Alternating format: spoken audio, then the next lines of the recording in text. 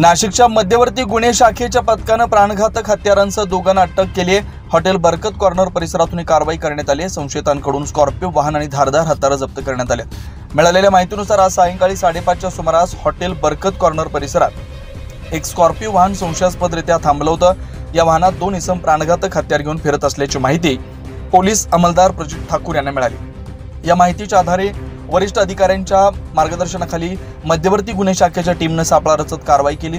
या कारवाईत राकेश रमेश थोरात राहणार शिरपूर धुळे आणि गौतम मंगलसिंग खैरनार राहणार नंदुरबार या 2 इसमांना ताब्यात घेण्यात आलं।